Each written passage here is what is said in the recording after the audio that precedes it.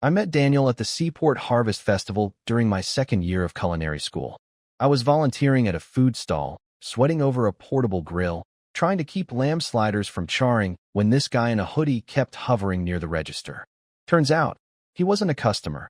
He was scoping out vendors for some new restaurant app he was developing. He smiled when I caught him staring. "Sorry, just trying to see if your sliders are photogenic enough for our homepage." We started dating a month later. 3 years after that, we got married at a courthouse in Portland, Maine, with just my mom, my roommate, and Daniel's best friend, Liam. Victor, Daniel's father, didn't come. Neither did Helena, Daniel's mother. Their excuse was some prior engagement, but we knew better. Victor thought I was beneath them. I wasn't legacy, not like Helena, who had been raised in a Michelin-starred family kitchen. I didn't come from generations of chefs or sommeliers. Just my mom, a high school cafeteria worker, and my dad, who bailed when I was 10. Victor never said the words outright, but he made his disapproval obvious. His smiles were tight. His compliments, rare and clipped. I once overheard him mutter to Helena after a brunch I cooked, "She's got decent instincts." For someone self-taught. That was Victor's version of a glowing review. Still, I kept showing up. I figured if I just worked hard, if I made an effort, they'd come around. Then came Victor and Helena's 35th wedding anniversary dinner. It was held at their restaurant, Arden's Hearth, just outside Boston. Daniel and I arrived late after my shift ran over. Everyone was already seated at this long, candlelit table with crisp white linens and 6 courses on the way. I smiled, kissed Helena's cheek, and Victor barely glanced up. But halfway through the meal, just as dessert arrived, he stood and tapped a wine glass. "I want to say something," Victor said, voice gravelly with emotion. "Life is short. Health fades. I want to hold a grandson in my arms before I go. A Heller boy. Someone who will carry on the name, the palate, the passion." The table fell silent.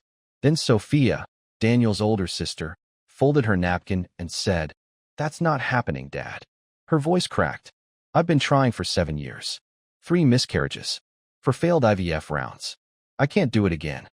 Helena reached for her hand. Daniel stared down at his plate. Victor wiped a tear, nodding slowly. "Then maybe it's time for someone else in the family to step up." I felt the heat rise in my face, but I said nothing. Later that night, when we got home, I asked Daniel if Victor's little speech had been aimed at us. He shrugged. "He just likes to stir things up," he said. "Don't read into it." But I knew better. Something had shifted. Something ugly was beginning to stir. It happened on a Tuesday. Daniel's phone rang just after 7 a.m. He was shaving. I was flipping eggs. His face turned pale before he even answered. "It's Helena," he said, already pressing it to his ear. We were at the hospital within 20 minutes. Sophia had swallowed a handful of sleeping pills. Liam found her passed out in the bathroom. They pumped her stomach. She was groggy but conscious when we arrived. Her voice was a whisper. I just wanted it to stop. Victor sat stiffly in the corner of the room, arms crossed, lips pinched like he was holding back a scream. He didn't look at Sophia. He looked at me. "This wouldn't have happened if you hadn't been wasting time," he snapped. I blinked. "What? You're the young one. Healthy. Married to my son. And still no child. You let Sophia carry this burden alone while you what? Bake cakes and travel to food expos?" Daniel flinched. "Dad, stop. No. She needs to hear this. We're not immortal. I won't be around forever. The Heller name, our work, our vision, it has to continue. That legacy needs a body, not more excuses." Later, when we were back in the car, Daniel didn't say much. He stared ahead, hands gripping the wheel. "He's just panicking," he mumbled. "It's how he copes. By blaming me for your sister's overdose." I didn't say it was okay. Just try to ignore him. But I couldn't, and I didn't. A few nights later, we had dinner at Helena and Victor's place. The tension was sharp enough to cut. Helena served duck confit. Victor opened a 1998 Chateau Margaux. Midway through the second course, he raised his glass and said, "We may have to consider less traditional options. An unconventional solution, if you will, for the good of the family." Helena shot him a warning glance. Liam kept his eyes on his plate. Sophia barely touched her food. I looked at Daniel. His face was blank. "What does that mean?" I asked. Victor smiled faintly. "It means we adapt. When the old paths close, we forge new ones." I didn't like the way he looked at me when he said it. After that night, I started noticing things. Whispered phone calls between Sophia and Daniel. Long chats between Liam and Victor in the courtyard. Conversations that stopped when I entered a room. Daniel grew distant, distracted. He brushed off my questions. "You're imagining things," he said. "Everyone's just stressed." But it wasn't stress. It was planning. Something was happening behind my back, and I could feel it in my bones. And Daniel, my husband, my partner, was lying to me. I knew something was wrong the moment I stepped into the house. It was too quiet. The lights in the living room were on, but no music, no TV, no sound from the kitchen. Just silence. Then I saw them. Victor, Sophia, Liam, and Daniel, all sitting stiffly on the couch like a damned jury. My stomach dropped. "What's going on?" I asked. Victor stood first. Always the ringleader. "Clara, we've come to a decision." "A decision?" I laughed nervously. "About what?" "You all look like someone died." Victor's face didn't move. "No one died. But someone must live. A child. An heir." I blinked. "What?" He cleared his throat. "You and Daniel have been stalling. I understand modern women have ambitions, but our family doesn't have time to wait for you to finish playing chef. Sophia cannot carry, and we must secure the Heller name. So here's what we're going to do." He looked toward Liam like he was about to introduce the best man at a wedding. "You will conceive a child with Liam." At first, I honestly thought he was joking. I barked out a laugh. "Wait. What?" "I'm sorry, are you drunk?" Victor didn't flinch. "This is not a joke. Daniel is not ready. You have no children, and Sophia has suffered enough. But Liam is healthy. You're still of childbearing age. It's simple. Logical." I looked at each of them, waiting for someone, anyone, to speak up, to say this was insane. But Sophia was nodding slightly, like she'd rehearsed this. Liam kept his eyes down. And Daniel, he just sat there, staring at the floor. "Daniel," I said, my voice sharp, "please tell me you didn't agree to this." He didn't look at me. It's not what it sounds like." "Oh, it's exactly what it sounds like," I snapped. "Your father wants me to sleep with your sister's husband, and you're just sitting there?" Victor stepped forward. "This is about duty, Clara. Family. Blood. You married into this legacy. You knew what it meant." I stood frozen for a second, then something in me broke. "You people are out of your minds." Victor raised his voice. "Do not be emotional. You're being selfish." "No," I said, grabbing my purse. "I'm being sane." Daniel still didn't move. I shook my head. "You just sat there. You let him say that. You let them say that."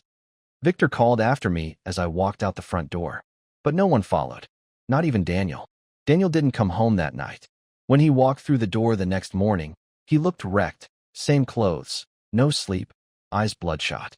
He dropped his keys in the bowl like nothing had happened. "You stayed at your father's?" I asked flatly. He nodded. He wanted to explain things better. Calm everyone down.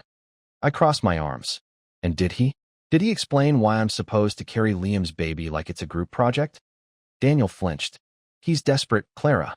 He's losing control. It's not like he really expects you to say yes." "Oh, doesn't he?" I scoffed. Because no one else in that room seemed surprised. Sophia looked proud. Liam couldn't even make eye contact. "And you just sat there." I froze. "Okay," he snapped. It was insane. I didn't know what to say. "Then you say no, Daniel. That's what you say when someone offers up your wife like cattle." He ran a hand through his hair. "You're twisting it." "No, I'm finally seeing it clearly. Your dad's insane, and your family's going along with it.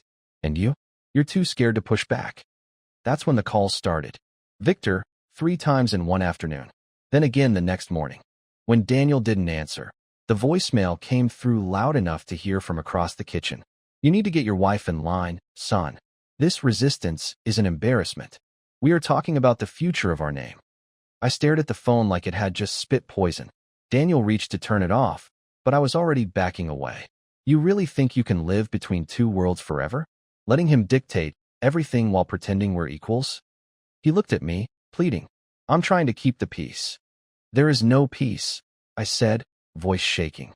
"There's just me, being told I'm not enough unless I give you a child right now. Or worse, give it to someone else." That night, I packed a bag and drove to Julia's place. She answered in pajamas, holding a wine glass, and pulled me into a hug before I said a word. When I told her everything, she didn't blink. "That's not family," she said. That's a cult with better cookware. I laughed, then cried. And for the first time, I let myself say it out loud. I'm not going back. And I meant it. But Daniel and his family weren't done yet. The house was too quiet. I called Daniel's name as I dropped my keys in the bowl, but no answer came back. The living room was spotless, almost staged. Throw pillows perfectly placed, no shoes at the door, no jacket on the hook where he usually left it. That's when I saw the envelope on the dining table. Just my name on the front in Daniel's handwriting. No love, no Clara.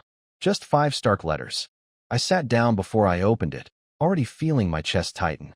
Clara, I've gone with Sophia and Liam to the lake house for a few days. A family retreat. There's something we've all agreed is necessary, and I hope with time you'll understand. Sophia still wants a child, and after everything, Liam has stepped forward. With her blessing. I believe this is the only way. Please don't be angry. This isn't a betrayal. It's for the family's sake. I know it's hard now, but one day, maybe you'll see we were right. I stared at the paper until the words blurred. This isn't a betrayal. I laughed, short and hollow. Then I cried. I don't know how long I sat there. An hour? 2. I didn't move, just kept rereading it, hoping I'd misunderstood. That it was a sick prank. A test. But no. He was gone. And he had chosen them. I wandered into our bedroom. The closet was neater than usual. A few of his things were missing. A suitcase, his brown loafers, his charger. Methodical. Planned. On the nightstand, his wedding band was gone. Mine was still on. I yanked it off and dropped it into a ramekin on the dresser. Then I moved on instinct. Packed a bag. Just essentials. Booked the flight to Lisbon using the backup credit card he didn't know I had. Texted Julia one word. Leaving. Then I deleted every social account, every inbox, every trace. In the kitchen, I left a second note. Shorter than his. No emotion. Just the truth. Find your heir without me. I placed my ring on top of it. A simple gold band that once felt like a promise.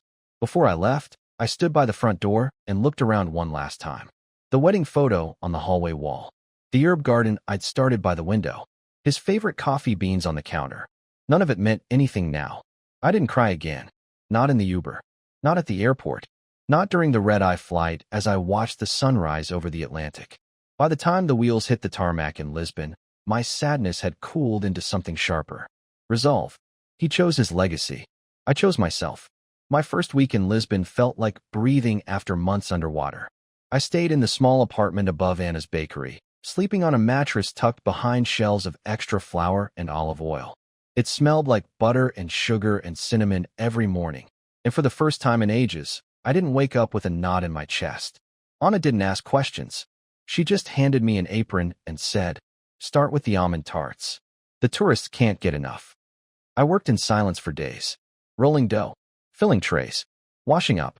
My muscles remembered what my heart hadn't caught up to yet. I knew how to create something beautiful with my hands, even when everything else had crumbled. Then the messages started. First an email from Victor, subject line. Thought you should know. Inside, a grainy photo of Sophia holding a positive pregnancy test, followed by, "Your absence did not stop progress. We are moving forward." I stared at it until my vision blurred, then deleted it without replying. He sent more. Ultrasound images. A smug photo of Sophia and Liam at a dinner table, her bump just visible. "The family is thriving," he wrote. "We hope you're reflecting." I blocked his email. Julia called twice before I picked up. "You left without saying goodbye," she said, her voice tight. I couldn't say it without falling apart. There was a pause. "You don't need him. You never did." "I know," I whispered. She urged me to file for divorce, said I owed it to myself to make it official. But I wasn't ready to give Daniel that closure. Silence was heavier than any signature I could put on paper.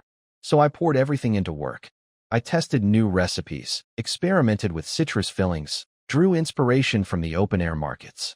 I started sketching layouts for a shop of my own, one with blue tile, hanging lights, and pastry cases that never ran out. At night, I walked the Alfama streets alone. Locals called out greetings. Stray cats weaved around my ankles. I felt anonymous and alive at the same time. Daniel never reached out. Not once. But that was fine. I didn't want apologies. I wanted to rebuild from the wreckage on my own terms. Little by little, the bitterness drained away.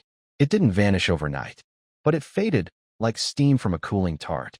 And in its place, something steadier began to grow. Not happiness exactly, but strength. The kind that doesn't need anyone's permission. It was almost a year to the day. I was closing up the bakery when my phone buzzed with a call from AU's number I didn't recognize. For a second, I thought about ignoring it. Then I answered. Clara. Daniel's voice. Tired. Smaller than I remembered. My breath caught, but I didn't say anything. I found your bakery online. Anna's posted about your sourdough croissants. Said they're the best in Lisbon. Still, I said nothing. I deserve that, he muttered. Look, I don't expect anything. I just needed to say I'm sorry. I finally spoke. Took you long enough. I know. There was a long pause on his end, like he wasn't sure how to begin. Victor manipulated everything. I see it now. I let him pit us against each other. I thought I was keeping the family together, but I destroyed the only part that ever actually felt like home. I stared out the bakery window at the lanterns swaying over the cobblestones. Sophia had the baby, he added. A boy. Everyone's thrilled. Victor had cigars made with the family crest on them. I didn't flinch. She looks at me like I betrayed her, he said, his voice breaking. But I didn't choose her. Or the baby. Or that nightmare of a retreat. I chose cowardice. That part, at least, was true. He kept talking. I let him. I've been in therapy. I left the restaurant group. Moved out of my parents' house. I've been living in a studio above a bookstore. Just trying to figure out who I am without them. He lifted the camera then. A video call request popped up. I hesitated, then answered. Daniel's face appeared, gaunt and gray under the warm Lisbon evening light. His hair was longer. His eyes sunken. I miss you, he whispered. I don't, I said calmly. He looked down. Love isn't obedience, Daniel. I continued. It's not silence. It's not sacrifice to the point of erasure. You chose them over me, over us. And now you're living with that choice. His voice cracked. I didn't know how to fight them. But you knew how to lose me. I held the screen for one more second, then ended the call. Blocked the number. Silence. No buzzing. No guilt. Just peace. I stepped outside into the night market, where music played and steam rose from food stalls. The city hummed around me. Alive, chaotic, full of flavor and freedom. I walked toward the lights, heart light for the first time in months. My life wasn't a legacy. It was mine.